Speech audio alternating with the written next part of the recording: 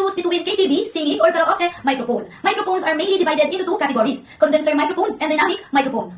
Condenser microphones have poor anti-interference ability. They are easily interfered by current noise, wind noise, and background noise. They are used in quiet environments. Dynamic microphones are relatively expensive. They have strong anti-interference ability. They are used for concert, outdoor parks, and KTV.